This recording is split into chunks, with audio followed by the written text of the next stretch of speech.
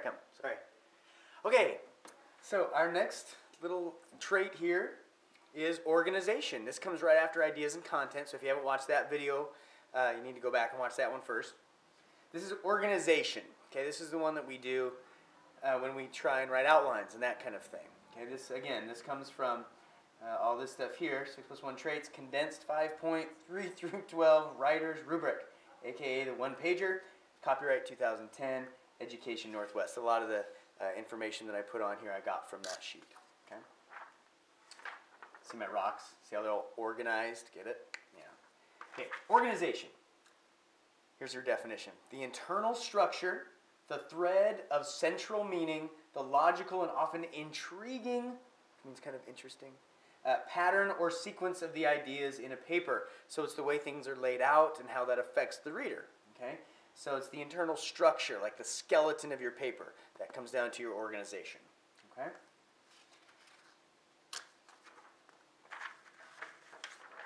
Now here's some things that you want to look for. The organizational structure of your paper should enhance, that means make it better, and showcase the central idea or theme of the paper, which, as we know, comes up in the ideas and content category. Okay, that trait. So once you get your idea and your content figured out, you want to organize it in such a way that it really highlights the things that are important and it doesn't let you get distracted from the main idea. Now, here's some of the little subheadings for that one. Organizational structure is appropriate for purpose and audience. So if it's a formal essay, you know, the structure needs to kind of represent that. Right? It needs to be appropriate for whoever's reading that paper. You need to keep your audience in mind at all times and the purpose of your paper. Why are you writing this paper? Okay? The paragraphing is effective. Okay? This is where it's very important that you understand that your paragraph is kind of like a mini essay. Okay? If there's anything in that paragraph that doesn't have to do with its topic sentence, the first sentence of that paragraph, then it doesn't belong there. It might belong somewhere else in your paper, or it might just need to be erased completely.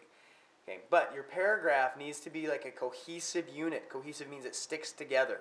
Okay, there shouldn't be anything in there that doesn't have to do with the main idea of that paragraph. Okay, you need thoughtful transitions that connect ideas.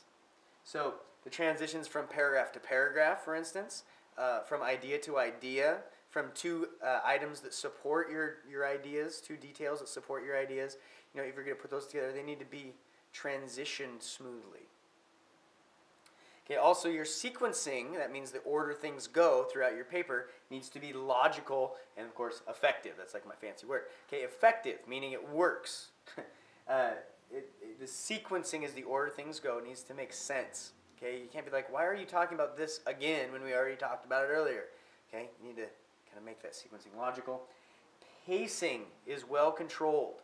That means you spend a good amount of time on everything that you need to, and you kind of equal that out. That comes in the organizational process. Okay, the pacing, that means you don't go over something too fast or you know, and spend like one sentence on something that really needs 3 or 4 sentences, and you don't spend 3 or 4 sentences on something that really only needs 1. Now, secondly, your paper should also include a catchy introduction and a satisfying conclusion.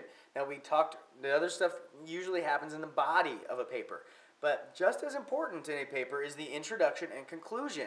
Okay, if you view it kind of like a hamburger, you know, all the good stuff's in the middle, but without the bread, your hands get all messy. Okay, same thing in an essay. Okay, you want to make sure that your paper has a catchy introduction that gets people interested and involved in what you're writing about, and then the conclusion is satisfying. Okay, it resolves it. And here's some more details about that. Okay, an inviting introduction. It's inviting. I hope you can read this. An inviting introduction draws the reader in. A satisfying conclusion leaves the reader with a sense of closure and resolution. That means you're done. It's all tied up and tidy. Okay? Now, if you have a title on your paper, it needs to be original. Okay? If you're writing a paper about, I don't know, abused animals, you probably shouldn't title it Abused Animals. That would be boring and not original. Okay? So, you know, you want to make it something else like Heartbreak for the hound. I don't know, something like that. Okay? Now, here's the key question. When you're talking about the trait of organization, you want to think of this. Does the organizational structure of this paper enhance the ideas and make it easier to understand? Does the organizational structure of this paper enhance the ideas and make it easier to understand? If it's hard to understand what you're talking about, your organization might be a bit of an issue. Now, most of this process for organization happens in the outlining process of a paper. If you have not yet discovered the outline, oh boy, are you in for a treat. Okay, it's a wonderful way to organize your thoughts before you start composing sentences. Look for another video sometime about the writing process when we talk about the pre-writing part of that process. Okay, so you can go ahead and pause on this key question. Okay, and look for the next video in the series. Thank you.